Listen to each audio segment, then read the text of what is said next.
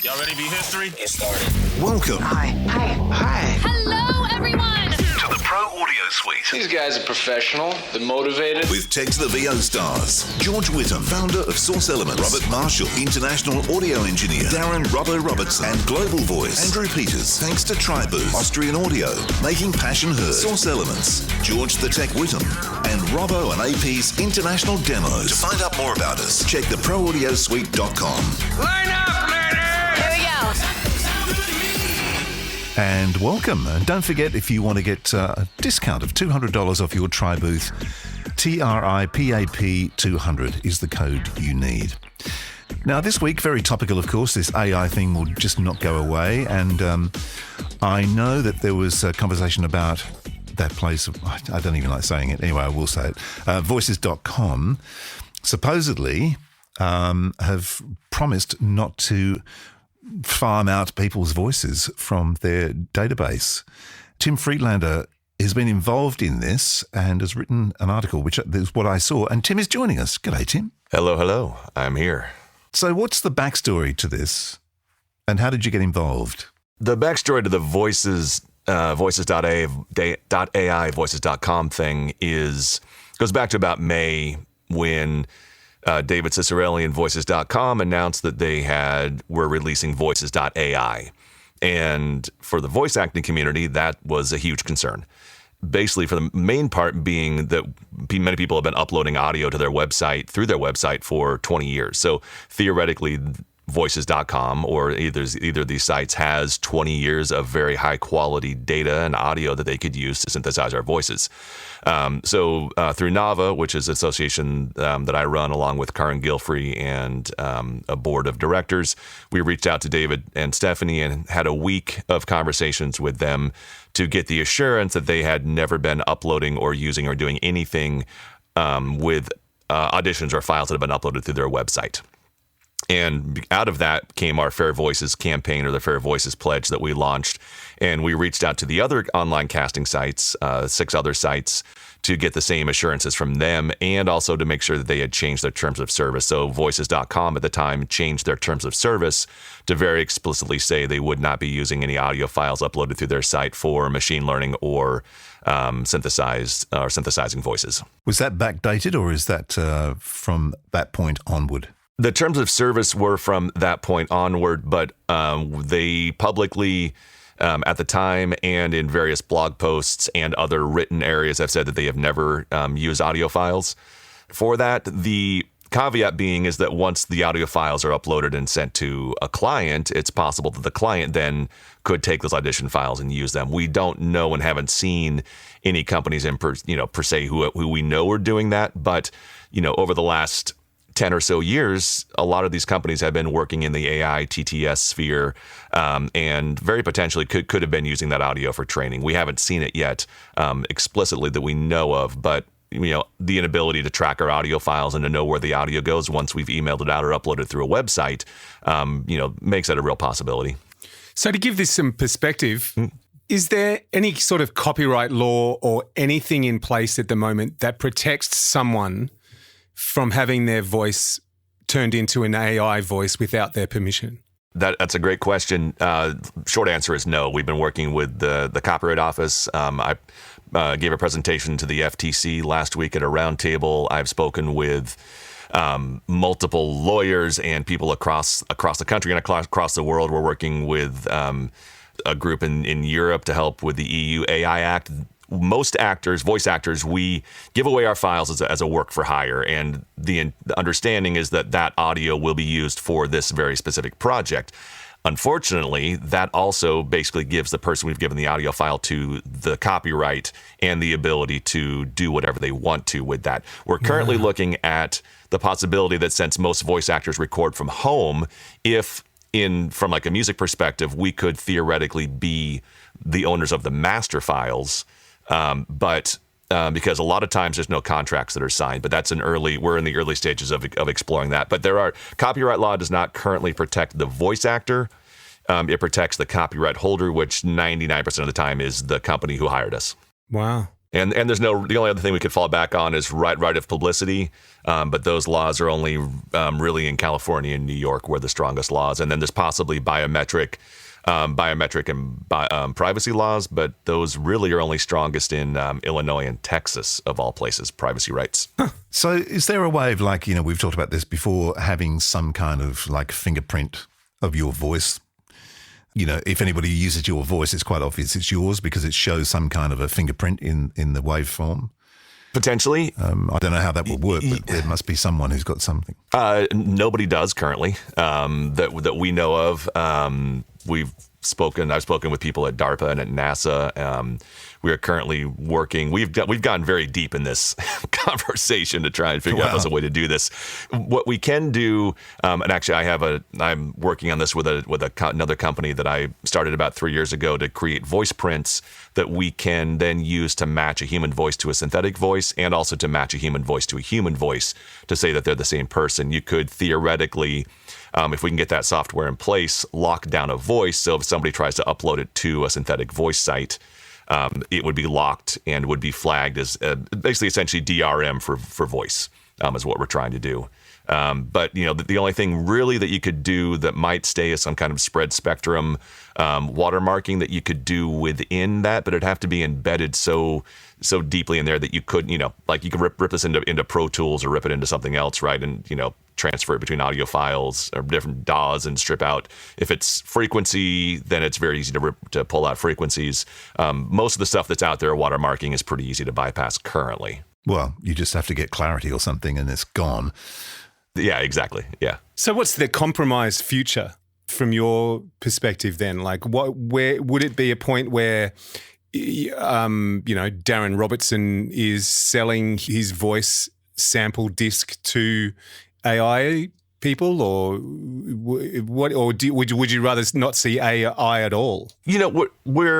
I'm a musician primarily. I was in Seattle in the 90s and was on the cusp of, like playing live and doing and really, really exploring music when Napster and everything hit. And from a consumer perspective, that was one of the most eye-opening things that I'd ever seen. The ability to now have access to a massive amount of audio that I'd never heard before.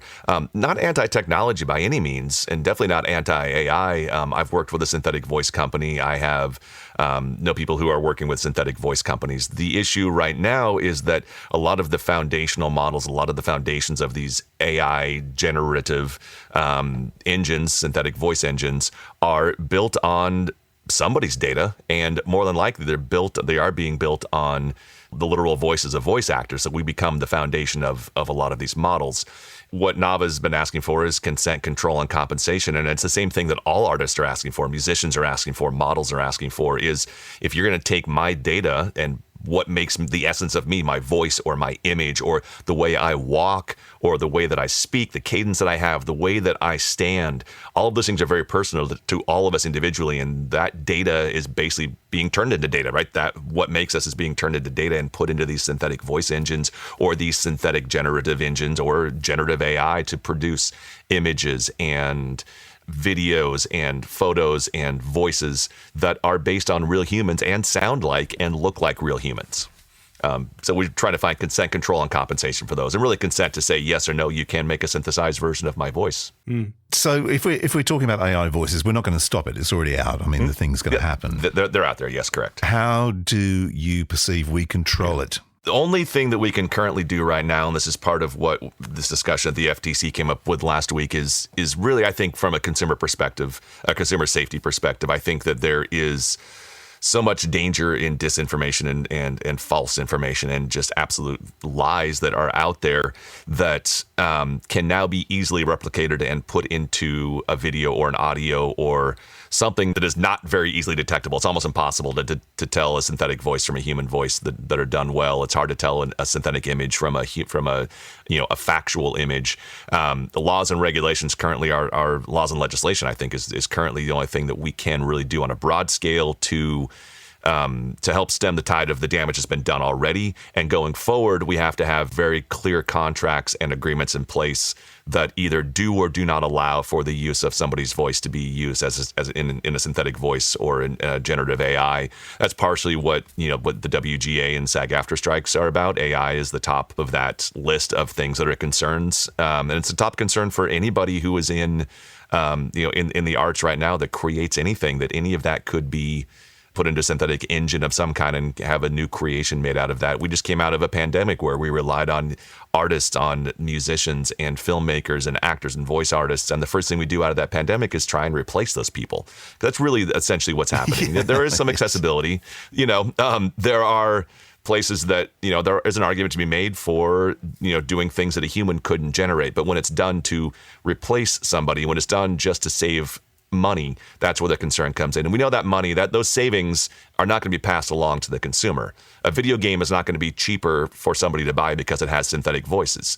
A movie is not going to be cheaper at the movie theater because it's synthetically generated. So they cut out the people who actually make this work, and then that money just goes to the company that gets to save that money at the expense of everybody. Why would voices.com say the quiet part out loud? They're a bit like Uber, basically going like, hi, please work for us, make us money, and then we're going to put all of our money into figuring out how to make driverless cars, so we don't need you. See ya, bitches. Yeah, exactly. They did, I don't know if anybody saw the news last week, but David Ciccarelli is out. Morgan Stanley, I believe, is it Morgan Stanley who was the venture capital, whoever gave them the money? Morgan Stanley, they replaced him at the top. My guess is that they either went all in on AI and it's not paying off, or they weren't seeing. This is all purely speculation. This is just what we can have for conjecture in this place. So I know nothing for fact. But they invested a massive amount of money in them. What, $15 million 7 years ago. And if they went all in on AI, I don't know if anybody's heard. They lost all of it. Yeah, they lost all of it. Has anybody actually? Have you guys heard their AI, the Voices.ai, their samples? They're terrible. No, never heard it. They're terrible. They are terrible. But they were done with consent control and compensation. Is it better or worse than Voicelo? I haven't heard that one, but most of what I deal with 11 Labs and Play.ht are the two that I use most often for examples, for samples in that. And both of those are phenomenal. They are really, really good. And Voices.ai is nowhere. It sounds about 10 years old, the technology, from what I heard. And the some of the voice actors who had their voices synthesized, who participated in this, are not happy with how that voice sounds. Yeah, I was going to say, just to lighten up a bit, there's an old gag that could actually be modernized. And you can ask the question, how many voiceover artists does it take to change a light bulb? And the answer is none. You get an AI to do it. Right. Oh, yeah, that was the drummer joke. I know, but we can update it. We can update it. Yeah, that's right. It just hasn't happened quite yet. I was going to say, yeah, exactly. I've heard that one before somewhere. So the thing that occurs to me, though, Tim, is it's great that we're protecting voice actors and all that sort of stuff. But, I mean, obviously there's a crapload more voice samples out there. I mean, how many podcasts are there out there? And YouTube content creators and all the rest of it, all these places they could go mining for voices. How do we protect them? Currently we can't. Currently there is no protection for that. This goes into where, we talk about this being more, it's with anybody who has recorded audio is at risk. And that, voice actors just happen to be the ones who make a living off of our recorded voice most of the time, but doesn't mean that others aren't making a living off of, what they have on the podcast and YouTube. And even those who are just, hobbyists at this, who just have a little bit of recorded audio, some Twitch stream. I can currently record all the audio off this and make a synthetic voice of anybody on this conversation right now, as can anybody who's listening to it, right? And it's easy. What work does it really kill? Like truly kill? Like in the short term, I can see it taking out a crapload of e-learning and other things like that. It takes that out. That's, any of the stuff that is purely factual. A lot of times talk about factual stuff where I just need information read. A lot of that stuff gets taken out right away. Which if you can license your voice to that, then you can still have a career as a voice actor. One of the things that I think is the dangerous part of this, and this goes for any of the arts, is that a lot of these places that it's going to be replaced first are where a lot of voice actors, a lot of artists learn.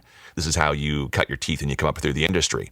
You know, you do the free jobs, you do the cheap jobs, you do the entry-level jobs. Those entry-level jobs go away right away because also it's cheaper, but a lot of the times it's better. Unfortunately, it is better. The audio quality of a voice actor who's just starting out, who is using a USB mic in their living room with hardwood floors and the refrigerator running and the AC is gonna be at risk for sure, and I think, you know, rightfully so. I'll give you another one. Is the company that doesn't hire anybody, right? And they just see the AI voices as it's better than having Mary Jo read it because it's going to take her a long time and whatever. And so, like, just type it into the system, and there's our video. It's our instruction video on how to use our garden hose, absolutely, or something. Yep. And yeah, it's going to take out, like, I don't see it initially taking out, like, real voice acting, but I agree, just like conveying a voice, it's just going to, like, plenty of AI voices I'd rather hear instead of the president of the auto workers union, you know, for example. Right. Yeah. Right. Yeah. Yeah. I mean, and there are, you know, one of the things that we've seen, I think, has been most hopeful in this is that those who work with voice actors already or don't want to replace voice actors, those people who are already working in the creative sphere, who are the producers, who are the directors, they're the people they say, I would never replace a voice actor. But it's all of those people who have just need a voice actor for this one time, need a voice actor for this one training video, this one thing here, that they would go to a friend or a referral or wherever it might be to, you know, the online casting site and cast somebody who's new. They're not going to do that anymore. And we're not going to see, it's very hard to tangibly find the damage to this because we're not seeing auditions going out where they're saying we're going to audition a human versus an AI and the AI gets the job. They're just not even going to bother to do the auditions in the first place. And we're never even going to know if it was a synthetic voice. So this is partially why, you know, again, laws and legislation, where there's a Senate bill out that NAVA is endorsing, Senate Bill 2691, which is a labeling act of 2023, which is going to require anything AI generated to be labeled, marked, same thing as you would with food.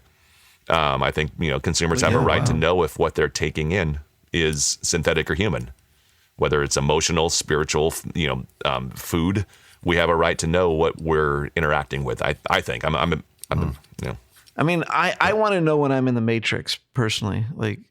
Right. Right. Exactly. Yeah. You want to know you're in the Matrix. I'm sure it puts to bed a lot of political issues too. I mean, you know, imagine sitting there listening to a radio broadcast of, you know, Joe Biden declaring war on Russia when it's actually not really Joe Biden. You know, absolutely. You know, there's all sorts of issues that this raises. Well, and you know that as well, but also it raises the possibility of doubt. And, you know, if, you know, the Donald Trump tape from years ago, if he could say, well, I never said that, that's a synthetic voice, and prove that it's not my synthetic voice, prove I actually said that, right? So you're running into both sides of that, and we're coming into election, you know? Yes, exactly. Yeah. There's all sorts of possibilities raised, considering some of the possible candidates, right? Yep. Absolutely.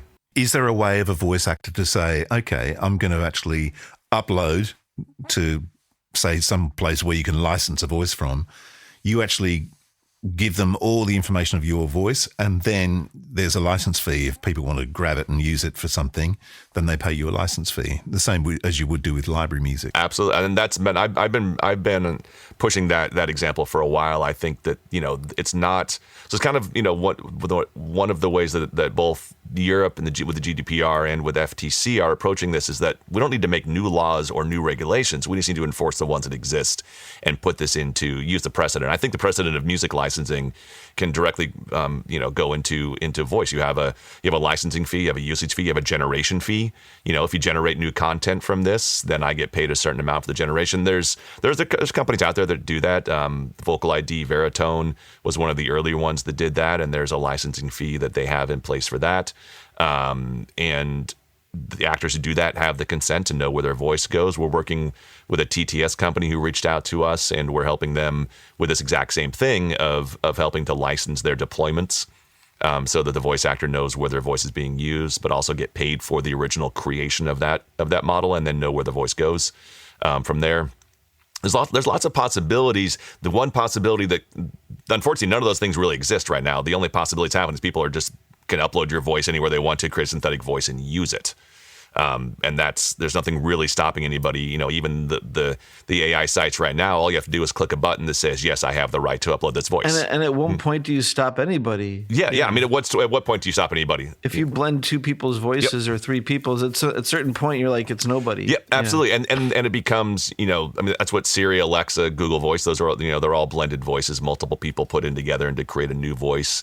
So now you have to get into, now you're talking about, songwriting splits, right? Now you're going to talk about splits and points on a song, right? Geez. So I've got three voices. We all get an equal split of the usage of that voice, or does it not become an issue because it doesn't sound like anybody, therefore there's no conflict, right? Voice actors, you're also going to run into conflict, right? What if my human voice is doing Pepsi, my synthetic voice can't do Coca-Cola, and if it does, who's going to be held responsible for that? And or a voice that just sounds like me, at what point? How do you draw the line there? How do you even know this voice sounds a lot like me? Like, is it my voice or is it not my voice? It's a voice that sounds a lot like me. Do I do I get into conflict because of the similarity? It's just like this, like actors are impersonated. It has to be like all voices are synthesized. Right. Yeah. Exactly. Yeah. Yeah. From a synthetic voice, saying that all voices are synthesized, including this voice. Yeah. Right. But can you see, if you look into the future of the role of the agent, will the agent all of a sudden become a library of voices that can potentially be used for AI? Would that be the shift? I honestly have no idea. I think there's going to be we're already starting to see a split of human only, no AI, and then those who are willing to have a conversation with it and explore it. I'm not by any means advocating to replace humans with AI voices, but we also know that this technology has been around for years, right? And it's been being built for the last 20 years, 10 years solidly for synthetic voices. It's here, and we can just pretend that it's not going to have an impact and hope that it doesn't have an impact, or we can go directly to these companies, which is what we've been doing. I've been speaking with the CEOs of these companies to try and talk with them about, great, this is why voice actors are concerned. This is why artists in general are concerned, but this is what we're concerned about. And we know you have a lot of money. 11 Labs just, they're worth $100 million, or they got an investment of $100 million a month ago or so, right? They have the money to pay the voice actors fairly for the foundation, and if they can license that, the better audio they have, the better foundational model they can create. So if those voice actors who want to do that have the right to say yes, it's the right to say yes as much as it is the right to say no. You should have the right to say yes if you want to, I think.